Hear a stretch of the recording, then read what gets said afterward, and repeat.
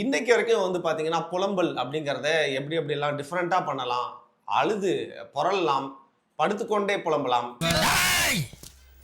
என்னடா என்ன விடமாட்டேன்டா, மரியாதையா என்ன அனத்த விடுங்க. பேசிக்கொண்டே புலம்பலாம். அதாவது நடந்து கொண்டே புலம்பலாம் அப்படிங்கிற மாரி திமுகவினர் இன்னைக்கு வரைக்கும் விடை தெரியவில்லை அப்படின்னு 1 மாசம் தாண்டியும் தாவேகா ஜெயிச்சதுக்குண்டான உண்மையான அர்த்தத்தை கண்டுபிடிக்காத இந்த சூழ்நிலையில ஹலோ, இதுக்கு மேல ஒரு அடி விழுந்துச்சு என்னடா பண்ணுவ? சேகர் செத்துருவேன். யாருடா சேகர்? வேற யாரு? நான் தான். தாமோ அன்பரசன் அவர் வந்து பாத்தீங்கன்னா பொன்மொழிகளை உதிர்த்திருக்கிறார். மச்சி இவன்டா. ஆமாடா இவன்டா. எவன்டா? கிஷோர் கே சாமியுடன் கேள்வியா கேட்டு தெரிஞ்சுக்கலாம். வணக்கம். வணக்கம். இன்னைக்கு என்னெல்லாம் பண்ண போறாரு? பார்த்திருப்பீங்கன்னு நினைக்கிறேன் அந்த தாமோ அன்பரசன் வீடியோ.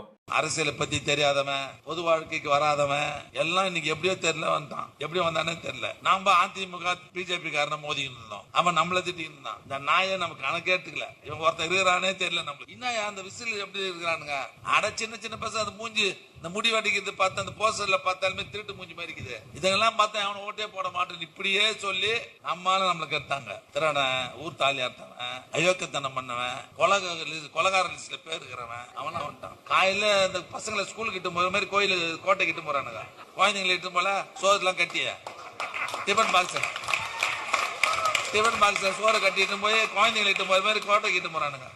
சாவு சாவும்ல செத்த பையில நீ நலமா இருந்தா ஒளிஞ்ச எனக்கு பத்தி நீ சாவும்ல செத்த பையில நீ நலமா இருந்தா என்ன என்ன சொல்ல விரும்புறீங்க? நாய் பேங்கிறான் எல்லாரையும், சரியா? என்னங்க அவன் அப்புறம் முன்னாள் அமைச்சர். நீ அமைச்சரா இருக்கும்போது நான் அப்படித்தான் சொல்லுவேன். உன்னை கேவலம் ப்ளீச்சிங் பவுடர் திருன்னு வந்தானே நீ. ஏன்பா பெரியவங்க கொஞ்சம் மரியாதையா பேசுப்பா. போடா என் தகப்பனையே வாடா போடாம உன்னை என்னடா சொல்றது? ஞாபகம் இருக்கா இல்லையா உங்களுக்கு? அப்படியா?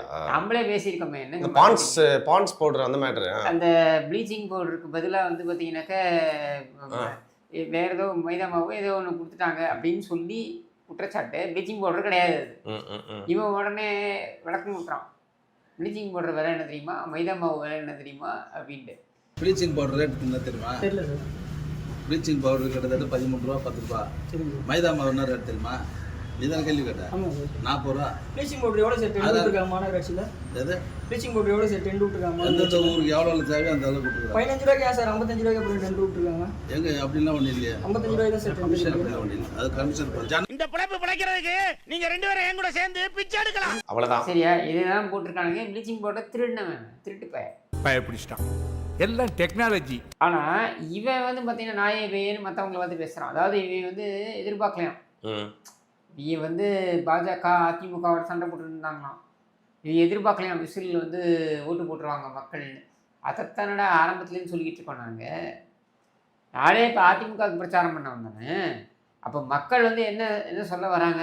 அதிமுகவால் திமுகவை வீழ்த்த முடியும் அப்படின்ற நம்பிக்கையை முழுமையாக மக்கள் பெறவில்லை. இதுதான் உண்மை. உங்க வீட்டு பிள்ளையா நினைச்சு எல்லாரும் என்னை மன்னிச்சிருங்க.